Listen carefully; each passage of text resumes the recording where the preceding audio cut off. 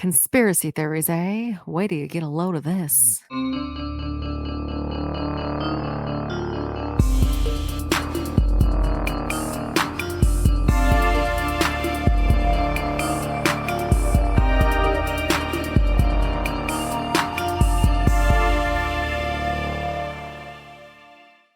Hello, and welcome to Cracked Sisters Conspiracies. We're a podcast that covers conspiracy theories, mysteries, and all of our spooky shit. My name's Jackie. And I'm Cassandra. And we are said sisters. Hello. Hello. I am at your new house. You are, for Christmas. I had to drive 8 hours to On a 6-hour drive. that was a lot of fun. I bet. It was not, but I get to do it all again tomorrow. Well, hopefully your child won't throw up this time. I really hope not. That was the first time she's ever gotten car sick, and that's the first time she's thrown up in like 6 years at least. So it'd be like that sometimes. It do be like that.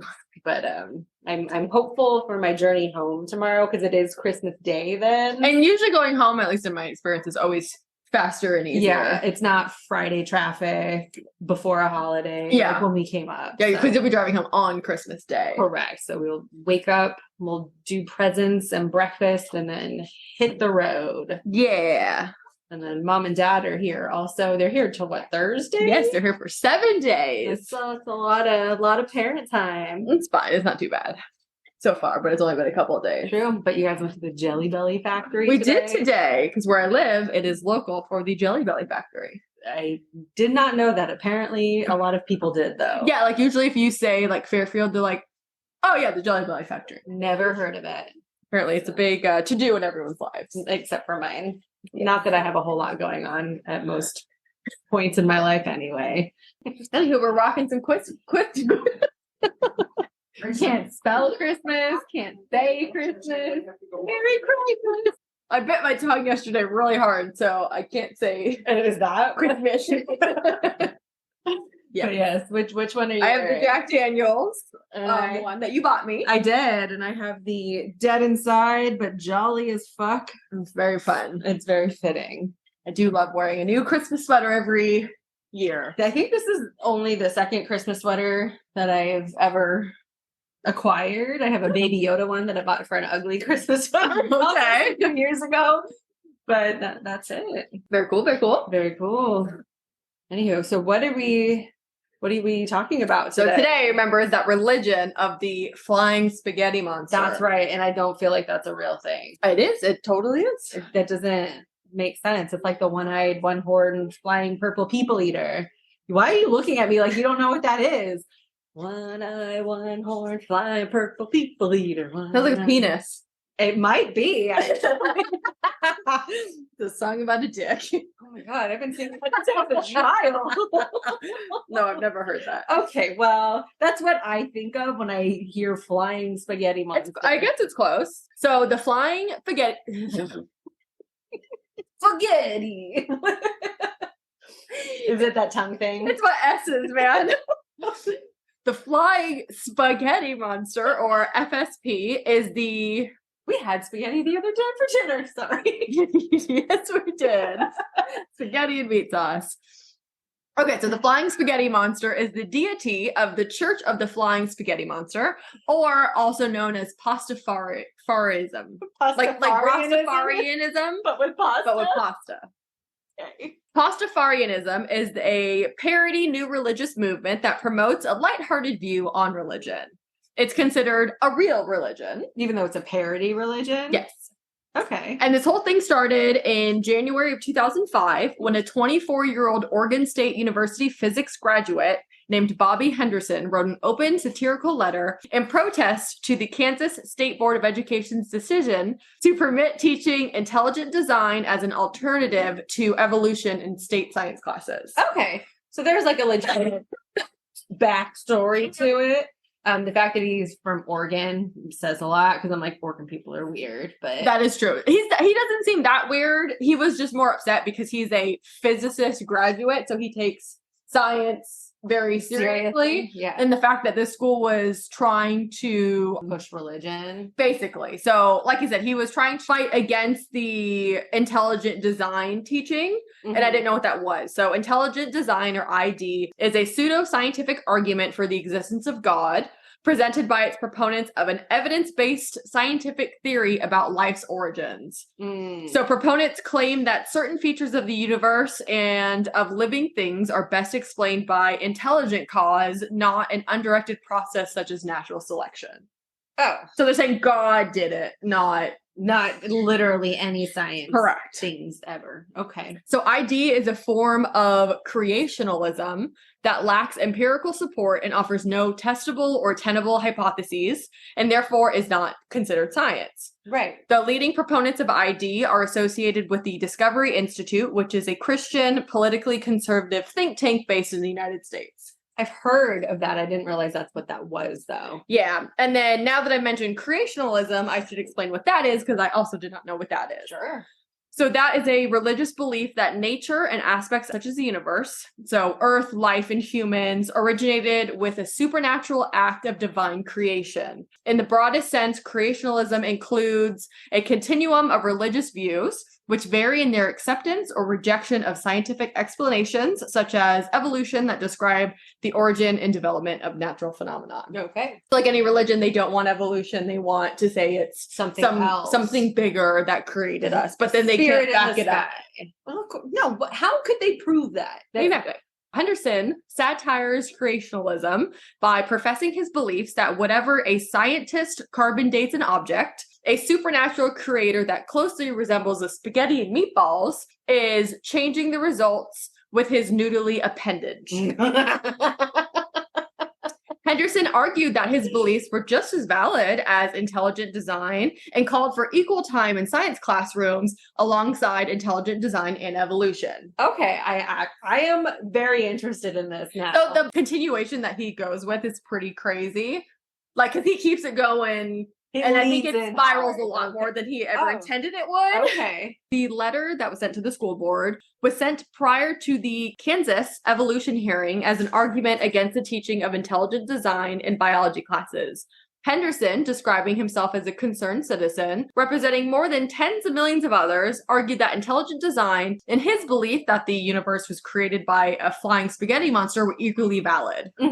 Okay. According to Henderson, since the intelligent design movement uses ambiguous references to a designer or God, any conceivable entity may fill that role, including a flying spaghetti monster. Okay, yeah, that's a valid point taken. I got it.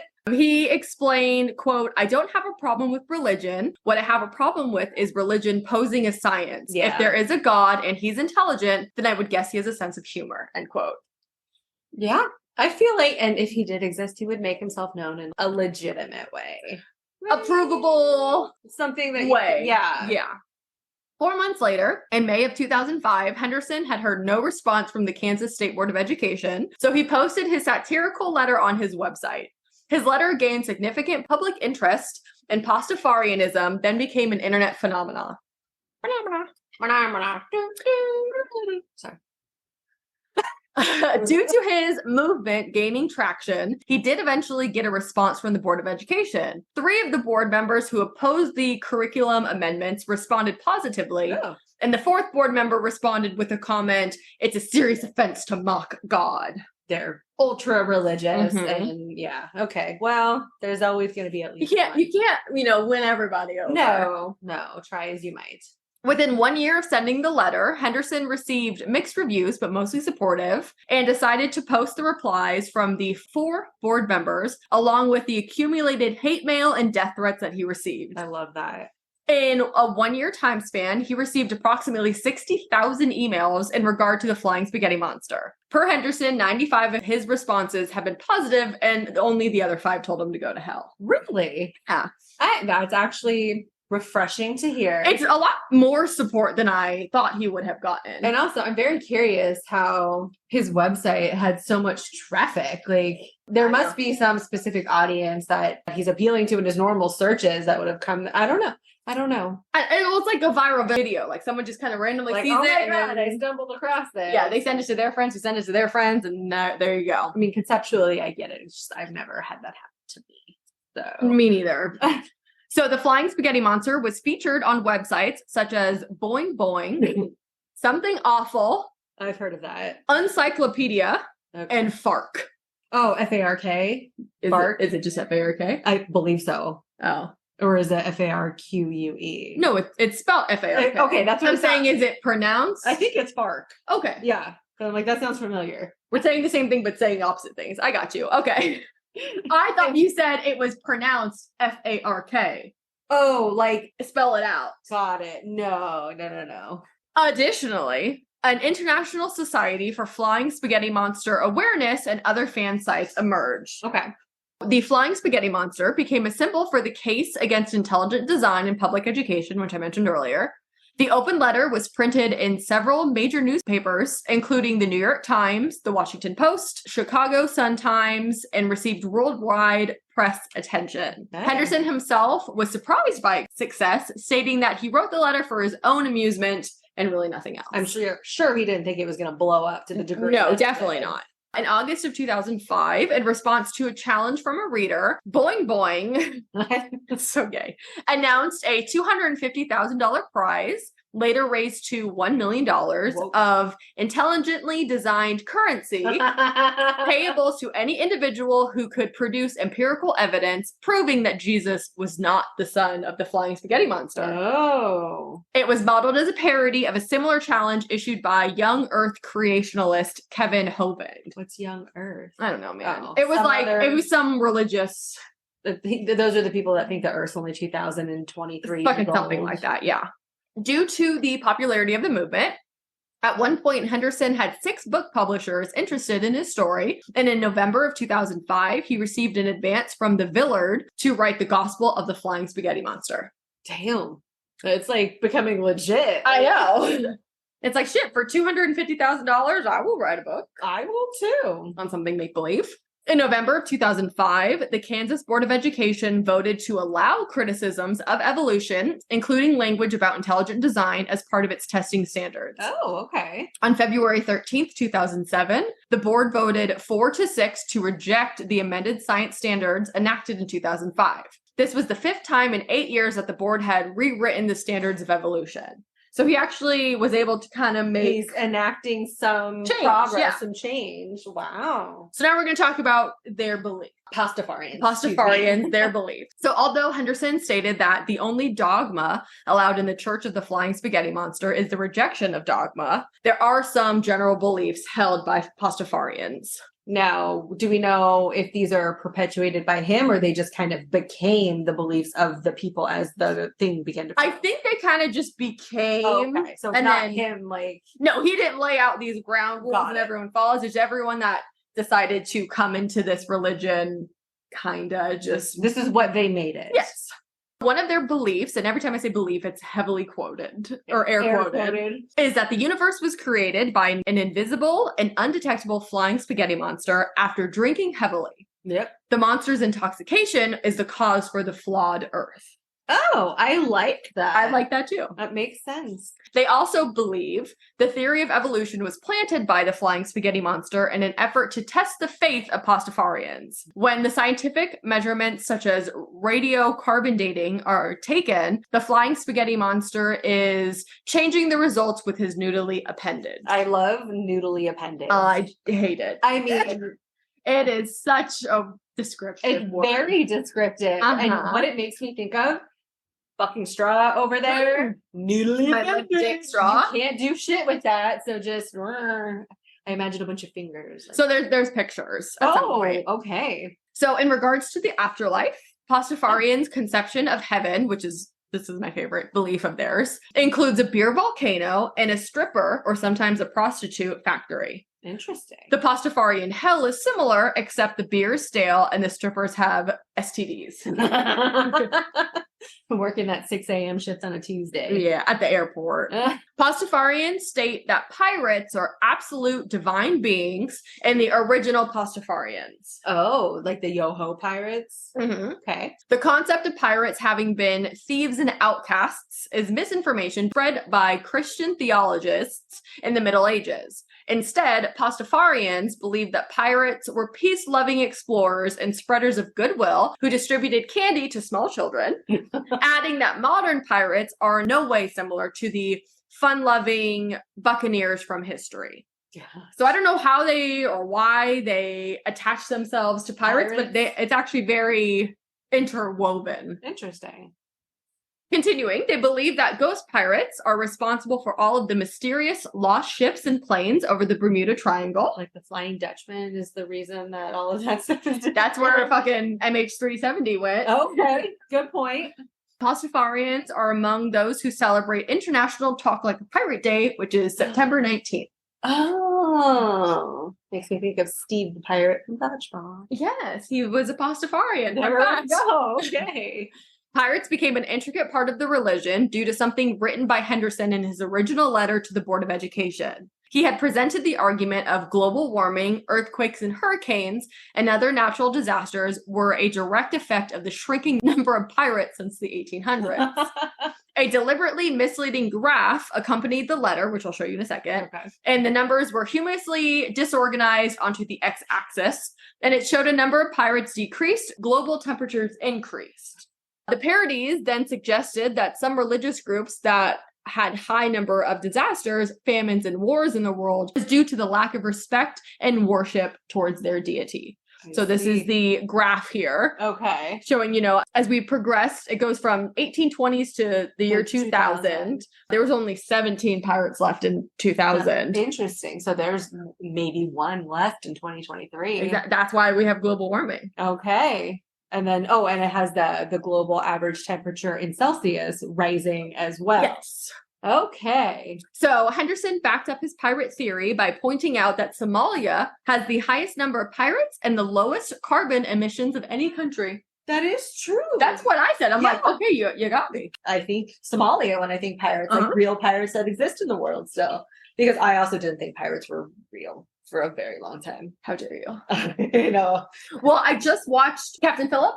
I'm the captain. I'm the captain. I just watched it. It was very good. It is a good movie. As far as holidays are concerned, Pastafarians celebrate every Friday as a holy day. Prayers are concluded with a final declaration of affirmation, ramen, instead of amen, because it is a parody that has amen, that most people say, and ramen. Because it's a noodle.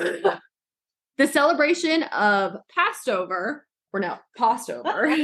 requires consuming large amounts of pasta, and during Ramadan, you're only allowed to eat ramen noodles. I am all for this. I love pasta. I might become a Pastafarian believer. I'm pretty close. The aforementioned International Talk Like a Pirate Day is observed as a holiday. Around the time of Christmas, Hanukkah, and Kwanzaa, Pastafarians celebrate a vaguely defined holiday named holiday. So like the Christmas, Hanukkah, Kwanzaa, where it's just kind of like something. Instead of naming it each individual thing, they just celebrate the holiday. And holiday does not take place on a specific date, so as much as the holiday season itself. It's more of like a feeling. So from November to January, that's just holiday. Happy holiday. So they say happy holidays, which is my next point. Oh. So they prefer the more broader sentiment of happy holidays. This is America, we say Merry Christmas. First is the very specific Merry Christmas. In December of 2005, George W. Bush's White House Christmas greeting cards wished everyone a happy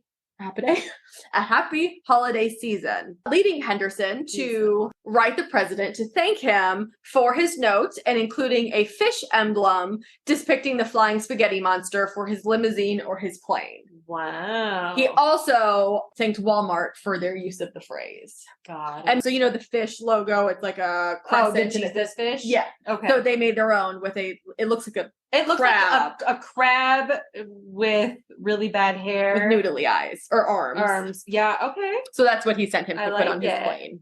So now they're literature. Oh, like their version of a Bible? Uh-huh. Okay. As I mentioned earlier, Henderson got an $80,000 advance from Villard to write the Gospel of the Flying Spaghetti Monster. That's right. Henderson said he planned to use the proceeds from his book to build a pirate ship with which he would spread the Pastafarian religion. The book was released on March 28th of 2006 and elaborates on Pastafarian beliefs established in the open letter.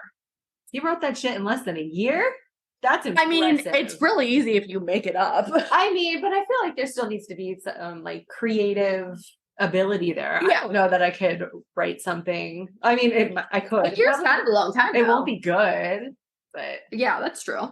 The gospel urges readers to try Pastafarianism for 30 days, saying, quote, if you don't like us, your old religion will most likely take you back. End quote. More than 100,000 copies of the book have been sold. Wow. In 2006, the book was nominated for the Quill Award in Humor, but sadly, it was not selected as the winner. In September of 2005, before Henderson was given his book advance, a Pastafarian member announced the beginning of the project to collect texts from fellow Pastafarians to compile into loose canons for the Holy Book of the Flying Spaghetti Monster. Got it. It was essentially ambiguous to the Bible, and the book was completed in 2010 and made available for download. Oh. So as I mentioned earlier, it's not just Henderson that's coming up with these. It's any member can. It's a community. They can have as much or as project. little input as they want.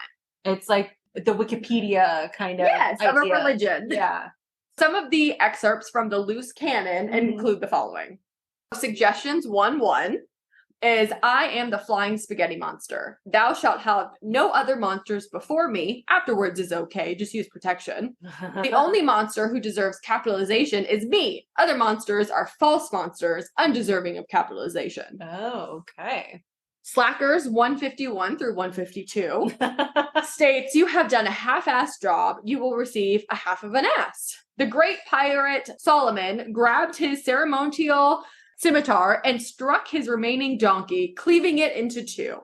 Oh, half an ass. Oh, I didn't. I was so taken aback. The New Testament of the Flying Spaghetti Monster, Dinner 2.0, also known as the New and Improved Recipe, was published on June 1st, 2018. It is the holy book of the Unitarian Church of Pasta and the FSM, Flying Spaghetti Monster, Revival's Church of Ziti. Ziti. Because baked ziti. I got that one. Okay. The excerpts from the New Testament of the Flying Spaghetti Monster, Dinner 2.0, include the following passages. So book 1 is the Holy Book of Lasagna. And it states, we never doubted our divine carbohydrate, even if our DNA is shaped like a noodle, so we know that the pasta is holy. The New Testament also includes, it's better if you do's, and it's best if you don't. Okay. And some of those are as follows. It's better if you find a thing that you're good at. Okay. It's better if you live in harmony with the world. Mm-hmm. It's better if you make art. It's better if you lead an untethered life. And it's better if you work together. Okay. It's better if you don't put people in cages. Yep. Literally and figuratively. It's better if you don't work too much. Okay. It's better if you don't value possessions. And it's better if you don't hurt others. Okay. So this is giving kind of like Satanism vibes. Like Satanism is actually a very... It's the antithesis to like whatever traditional religion. Yeah, it's very open. It's just like, don't be an asshole. But traditional religion is very judgy. And Yes. like when you actually like look at it, you're not a good person if you are judging me so harshly because of who I am or what I do or how I live my life. Why do you fucking care? Yeah. And who are you to tell me that what I'm doing is wrong? Exactly. So this is telling you basically don't do any of that. Don't be a garbage person and you will go to spaghetti heaven. Which is beer and prostitutes. Yeah, beer volcanoes and prostitutes sound like a fun time. Even, prostitutes with STDs. It's not a bad hell, I guess. So I wonder, do you think it's like, it probably is not molten lava beer that's coming out. No, it just said stale beer. No. I'm thinking of the heaven beer. Did you say it was a volcano? Yeah, I just mean that it's like spewing. Like you put your cup in, it's always replenished. Got it. Whatever reason, my mind's eye is like envisioning people just putting their mouths over volcanoes and then I was thinking about the fucking shotgun shot. I was assaulted last night. That was hilarious. The first thing though, watching the brothers do it to each other, I missed that was part. highly inappropriate. I felt very uncomfortable As you should. watching Alex shoot a load into his brother's mouth. Which they are very receptive of. It was, but then Because he didn't fill the shot all the way, and I guess if there's air, it comes out as a projectile instead of a nice stream. and so I imagine it just shot. Bro, it shot and like bruised the fucking roof of I'm my like, mouth. do you even have any tonsils left? No, it's why I after can't that? talk. That was one of the funniest things I've ever seen, but I knew that's exactly what was going to happen. I didn't. No, because he tried to get me to do it. And I said, absolutely not. I should have listened. You should have. Don't do anything he ever asks you to do. You know it's going to be a bad idea. I know. Like we played Bamboozle today, and that was fucking terrible. What flavors did you get again? I got booger Oh. and I got dirty dishwater. Was booger just like really salty? Or It was. And it just, I don't know what a booger tastes like, but it tasted like that. I can ask Grace if she eats her boogers There all you the time. go. It's fucking gross. And then he got hot pepper. Those look gnarly. So he's like, we're not going to look at the scale. I thought it was like Bean Boozled where you get a hot one and then a normal one, but they're the same color. No, They're these are all just hot. And he wouldn't let me look at the chart. So we put it in our hand and we said like 1, 2, 3, go. His was orange and I said, I'm not eating that. Mine was green, so I assumed it was a jalapeno. So we popped it in our mouth and it was the spiciest thing ever. It like went all the way up to Carolina Reaper on this Yeah, scale. he got a, there was like habanero. he got a habanero. jalapeno. I got a Oh habanero. my God. No, it looked, It was painful. see, and he offered me I one know. and I said no because I trust nothing. That's a very good point. I should really live my life like that. Because he is not looking out for anyone but number one. So glad I'm marrying him. Okay, so now we're going to talk about the cultural influence of the religion. Okay. The Church of the Flying Spaghetti Monster has thousands of followers, primarily concentrated on the college campuses in North America and Europe. That makes sense. In August of 2005, the Swedish concept designer Nicholas Jansen created an adaptation of Michelangelo's The Creation of Adam, superimposing the flying spaghetti monster over God. This became and remains the flying spaghetti monster's de facto broad image, which is what's right there. That would be a dope ass tattoo. Please don't tell Alex that. But it would. It would. I'm like, that looks cool. I hope Henderson at least has something. To commemorate that, yes. Yes. In 2007, 4 talks about the flying spaghetti monster were delivered in the American Academy of Religion's annual meeting in San Diego. The talks with such titles as Holy Pasta and Authentic Sauce, the flying spaghetti monster's messy implications for theorizing religion, Okay. and examined the elements necessary for a group to constitute a religion. Speakers inquired whether an anti-religion, like the flying spaghetti monster, is actually a religion. Okay. Since October of 2008, the local chapter of the Church of Flying Spaghetti Monster has sponsored an annual convention called Skepticon on the Love campuses of Missouri State University. Atheists and skeptics give speeches on various topics, and a debate with the Christian experts are held. Organizers tour the events as the largest gatherings of atheists in the Midwest. I'm actually like super into this. I literally, as I'm doing my notes, more further I got into it, I'm like, I think I'm a Pastafarian. I might be too. Like, it's pretty cool. I really like it. So now we can stop saying we're agnostic and just say we're Pastafarians. One nonprofit microfinancing site, Kiva, I've never heard of it. That doesn't ring a bell. The Flying Spaghetti Monsters group is an ongoing competition to top all other religious congregations and the number of loans that it issues via their team. As of October 2018, it's reported to have funded US $4 million in loans. Oh, okay. In 2019, there was a documentary released titled I, Pastafari, and it examined the Church of the Flying Spaghetti Monster and its fight for legal recognition. Oh, yeah, because I bet they want that same old 503c like business that other If cults can do it. right?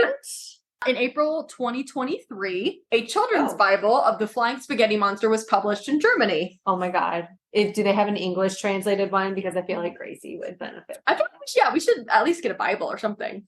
So now we're going to talk about the legality of this Oh, okay. church religion. National branches of the Church of the Flying Spaghetti Monster have been striving in many countries to have Pastafarianism become an officially and legally recognized religious with varying degrees of success. In New Zealand, Pastafarian representatives have been authorized as marriage celibates, and as a movement satisfies the criteria laid down for organizations to primarily promote religion, philosophical, or humanitarian convictions. Can you get married by a Pastafarian pastar?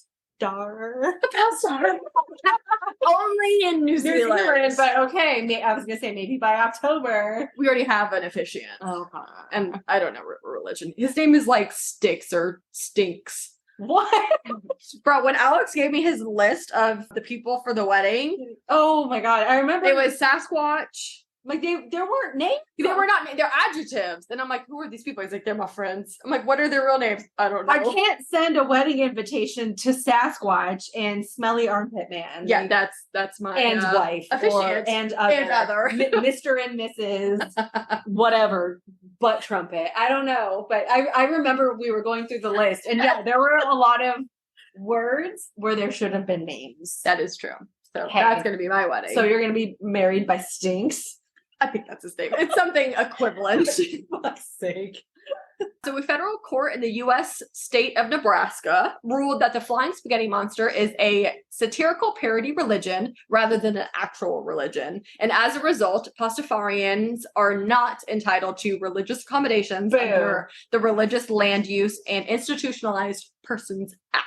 That's not fair. I feel like if all the other quote unquote religions can take advantage of those fucking loopholes, they should get to too. But that's the thing is all these fake religions, they at least believe in God. And this is Nebraska, which is pretty... Like, well, that doesn't matter. If you make fun of it, it does. If you can do any variation of God, as long as God's included, it technically will be constituted. My God is the Flying Spaghetti Monster. Not in Nebraska, it's not. Okay. Well... Pastafarians have used their claimed faith as a test case to argue for freedom of religion and to oppose government discrimination against people who do not follow a recognized religion. In March of 2007, Brian Killian, a high school student in Bucombe County, North Carolina, was suspended for wearing a pirate regalia, which he said was part of his Pastafarian faith. Killian protested the suspension, saying that it violated his First Amendment rights to religious freedom and freedom of expression. Okay, yeah. He said, quote, "If this is what I believe in, no matter how stupid it might be, I should be able to express myself however I want to," end quote.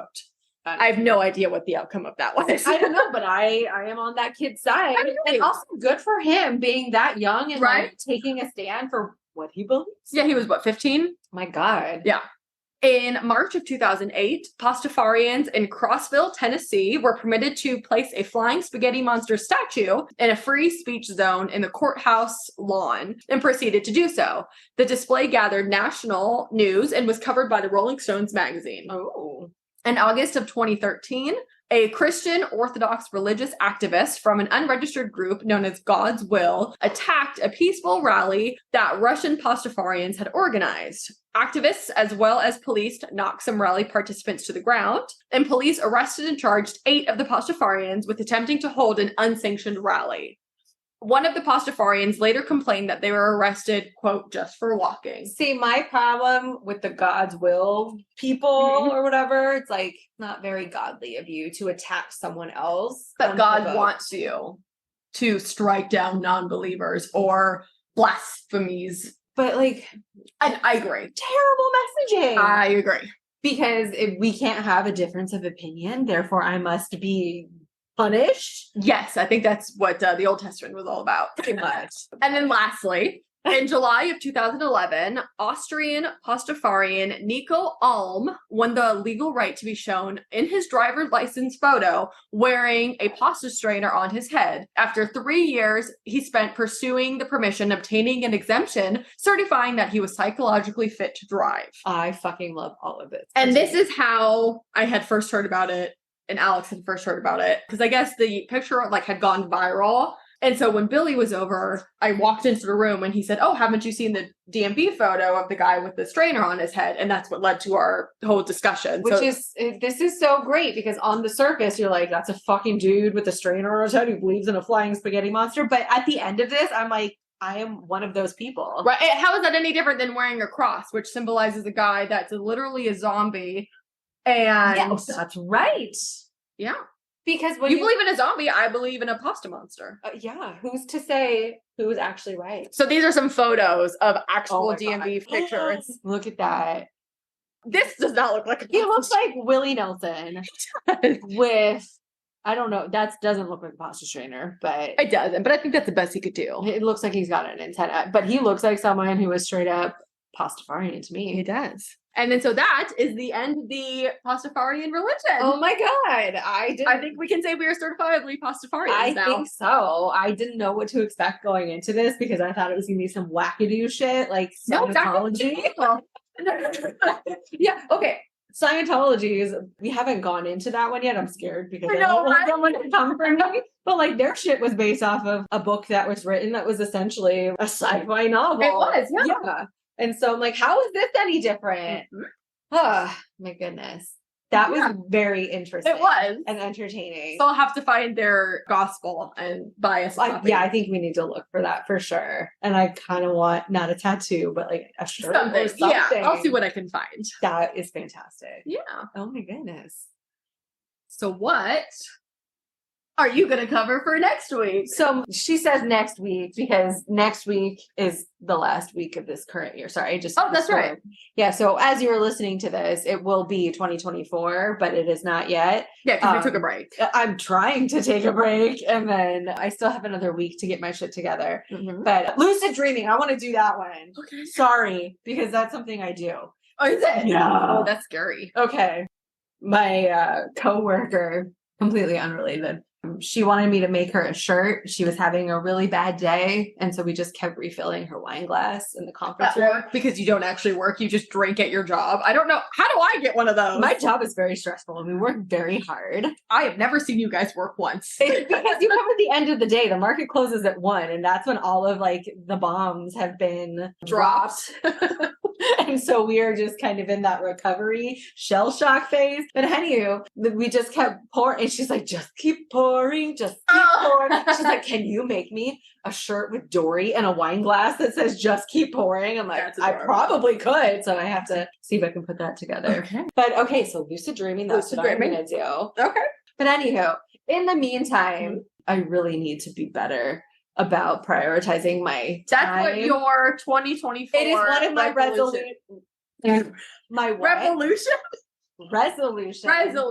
New Year's resolution. I need to structure my time better so I can dedicate an hour a day to notes, to TikTok, to Patreon, whatever, because you have been shouldering all of the weight for the last year. And we're going into season 2. This is going to be season 2.